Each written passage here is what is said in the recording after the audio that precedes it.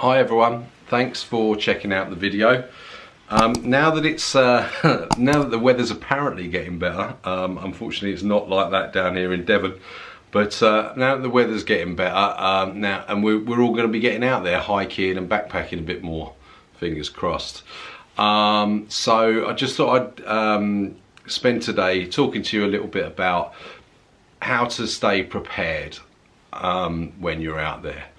I'm going to talk about some gear that I carry every single time I go out hiking, and just in case something goes wrong and I have to spend the night out in the hills unexpectedly.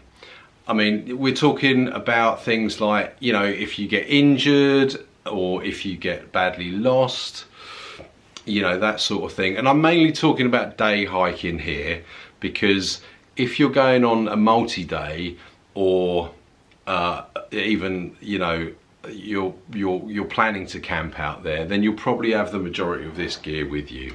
And I carry this stuff regardless of whether I'm on my own or whether I've got somebody with me. So the gear that I'm talking about, I think, is essential for every time you leave the house. Now, thankfully I've never had to use this gear in anger. But I have practiced with it, so I know how to use it. But I believe that this stuff will definitely see me through 24 to 48 hours without too much trouble. The gear that we're going to talk about is based on something called the 10 basics of hiking. And that's a short list of things to consider and carry whilst you're out there, to ensure that you are prepared for any unforeseen situations or circumstances. Now, there's 10 on the list. Now, I think there should be 11. So I think there's one thing missing, and if you stay tuned till the very end, then you'll find out what my addition is to the list. So let's start by talking through the list of the 10. So in no particular order, they are first aid, navigation, hydration, nutrition, sun protection, additional clothing, light, shelter, fire, and finally repair. So let's talk a little bit about each heading, and I'm going to tell you what I carry to make sure that I'm covered for those unforeseen situations. So first up, we have got first aid. Now, I don't think there's a real need to be carrying tourniquets or first field dressings, things like that, you know, the big heavy duty wadding pads and stuff like that, because I don't know how to use them and I'm not an expedition leader. Now, in most cases out there, what you're going to need is a plaster, maybe some, you know, painkillers like ibuprofen or paracetamol, and I carry a little bit of KT tape, you know, the stretchy sort of like the support tape in case of a sprain or something like that. To be fair, if it's anything more serious than that, like a fracture or a serious laceration, the chances are I'm going to be calling firstly my mum and then the emergency services. Okay, number 2 is navigation. When I hike, I download GPX files onto both my iPhone and my Garmin watch, and I use the apps All Trails, and I also use the Ordnance Survey Maps app.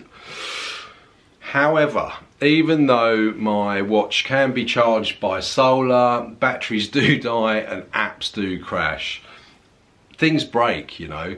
If you're navigating solely with your phone and you're doing a river crossing and you drop it in the water and that's it, it's broken, then you're pretty well screwed.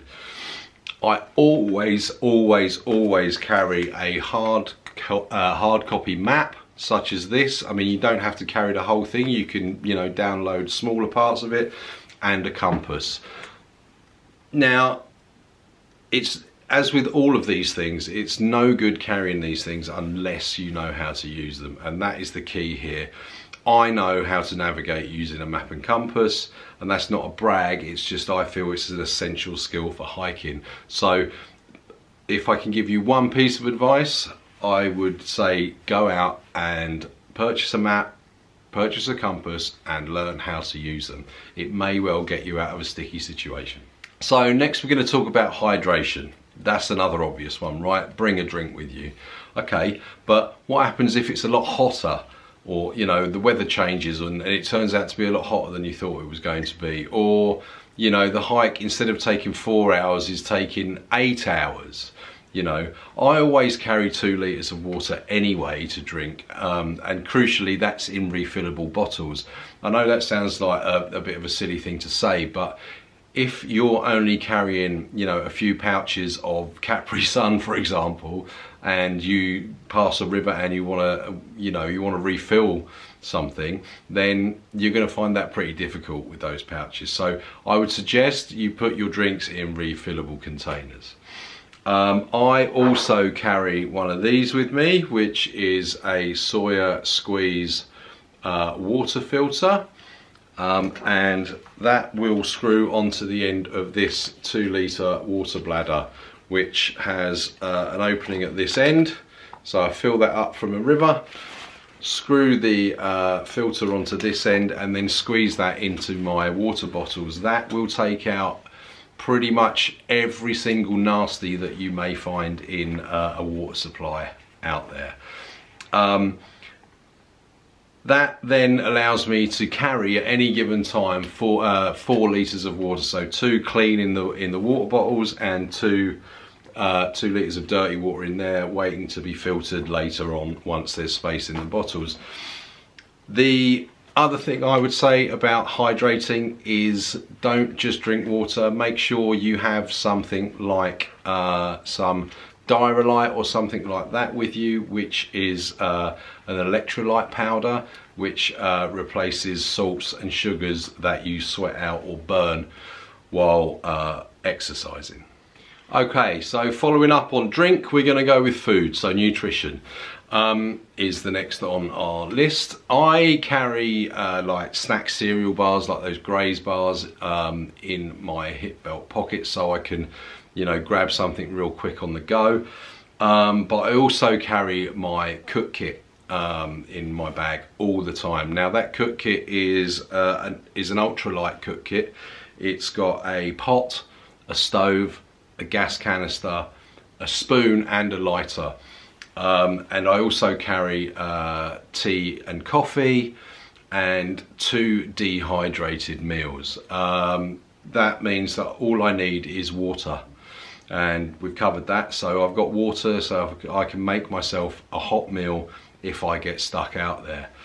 I understand that some people won't want to do this. That's cool, you know, but I would say if you're not going to carry something to cook, then make sure you pack more snacks than you need, or just extra sandwiches. And then, you know, if you do get stuck out there, at least you're not going to be stuck out there and hungry. Next, we're going to talk about sun protection. Obviously kind of dependent on where you're hiking and what time of year it is. But I'd say the minimum requirement you want to have about you is a hat, some sunscreen, and probably some sunglasses. Pretty easy, right? Number 6 on our list is additional clothing. If you get lost or injured or just generally stuck out there, you're definitely going to want to stay warm, because hypothermia is a serious and real risk. Regardless of the time of year, I always have my down jacket in my bag. I might take my shirt off when I stop for a cup of tea to dry it out a little bit, so I need to have a layer on, or the wind might just be a little bit cold when I stop. So it's if you're hot, stay hot. I also carry a dry bag with me, with a set of dry socks, a pair of thin merino wool leggings, and a merino wool top. Sometimes I will, if it's winter for example, I might throw in a thin fleece into there as well, just so that if I do get stranded I have some dry clothes to get into, and warm dry clothes more importantly. Without exception, year round I will carry my waterproof jacket, my Gore-Tex Arc'teryx jacket, excuse me, and I also have a beanie with me all the time. There's very little out there that will make you more miserable if you're stranded than being cold and wet. Okay, short one next, light. Now, just carry a head torch, that's all you need. You know, the one thing I will say here is that just make sure either the batteries are not flat or it's fully charged before you leave the house. Okay, shelter next. Now this is a bit of a subjective one. You could possibly, if you really wanted to, count your waterproofs as your shelter. I wouldn't, unless your waterproofs are something like a poncho tarp. You could just carry a big plastic sheet, or perhaps one of those emergency like bivvy survival bags, the orange foil lined ones. They're pretty cheap, and then, you know, a few of them are all right. Personally, I'm just going to dip down here and get it. I carry my DD 3x3 tarp. In this bag, there are some tent stakes and some paracord that I can use as guy lines, and I also carry a ridge line. That means that I can either put it up using my hiking poles as tent poles, or I can hang it between two trees if I'm out in the woods somewhere. Whatever you choose to carry, do yourself a favour and practice with it. When you're stranded out there, you know, that's not the time to be finding out you need 2 more tent pegs, or that you don't really know how to put up your shelter, or that it just generally doesn't work. I also carry, just dipping down again here, I also carry this with me down the back of my backpack. This is a cut off foam pad. This is big enough for my torso, so it means that if I do have to lie down, my body's not, like my core at least, is not directly on the ground, which is where you'll lose a lot of heat. So make sure you carry something out there, guys, that can protect you from the elements a little bit. Okay, our penultimate one in the 10 basics of hiking is fire. Now, in a lot of places you'll hike, especially in the UK, open fires are banned. They certainly are on Dartmoor. Now, you must abide by these rules, but we're talking about survival situations. So obviously fire will keep you warm in an emergency situation, but the other thing fire's good for is being used as a signal. All you need to carry is a lighter. Don't mess about with anything other than this. I would suggest not matches, because if they get wet, they've had it. You can use the wrappers from your snacks that you're packing out, because you leave no trace, as tinder, you know, so you can start a fire with those. Or if you really want to, maybe carry a small amount of cotton wool in your first aid kit, so that you can use that. So number 10 is repair. If you're going on a multi-day or overnight hiking, backpacking, camping trip, and you use a inflatable sleeping pad, trust me, take it from one that's found out the hard way. Take the puncture repair kit with you. In terms of day hiking, I always have with me something called tenacious tape, made by a company called Gear Aid. That'll cover me for holes in clothing, or a hole in a backpack, or even it may even help me repair a puncture in my water bladder, something like that. I also have about 3 meters or so maybe a little bit less, of duct tape, gaffer tape wrapped around one of my hiking poles. That will help me if a tent pole goes, or perhaps the hiking pole itself snaps. You could always use the KT tape that's in your first aid kit if you carry it like me. That's a good alternative. The one thing that very few people think about, and I think is an exceptional one to carry, is a spare bootlace. You will be so smug if your bootlace goes or your shoelace goes and you've got a spare in your backpack. Okay, so now the moment you've all been waiting for. Number 11 on the list of the 10 basics of hiking and backpacking. Something that I think is super important but often gets overlooked is communication.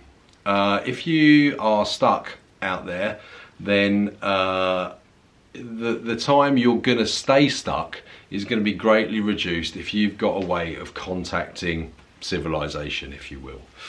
Now that's not to say you should just call for help, you know, at the first sign of trouble, but if you are in serious trouble, then, you know, and you do need help, then you've got a way of getting it quickly. I hear that some of the models of Apple Watch have an SOS alert feature these days. My Garmin watch has a feature that will alert a couple of my contacts of my GPS and GPS position and grid reference and say that I am in need of help in an emergency situation. You're almost certainly going to have your mobile phone with you, but as I mentioned previously, these things can, you know, the battery can die, or these things can just break. And the other thing with mobile phones is just don't rely on coverage, especially if you're going out in the middle of nowhere. Another form of communication, which we've briefly touched on, is signalling. So we mentioned fire as a way of signalling, but you know, there's other methods and slightly less dramatic methods. One of them's a real obvious one is just carrying an emergency whistle. Places like Dartmoor get really foggy sometimes, and if you're waiting for help to turn up and they can't see you, then the next best thing is that they can hear you. So an emergency whistle is a really cheap and easy way of making sure, or helping to make sure, you'll be found. I also carry one of these, which is a high visibility vest. It cost about £4 from B&Q. Obviously it's bright orange, so it will stand out pretty much anywhere, and it's reflective as well, so that'll help somebody find you at night. I wear that when I am walking on the road as well, just as a safety precaution.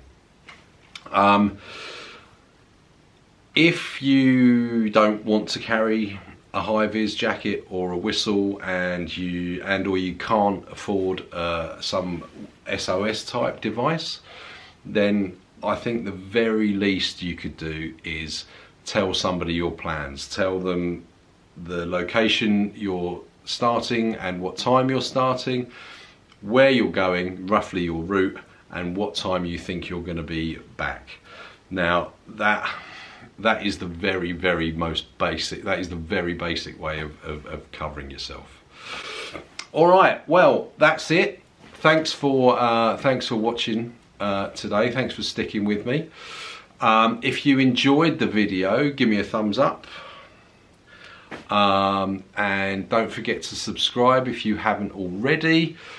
Hit the bell icon if you want to be notified of any future content that I bring up.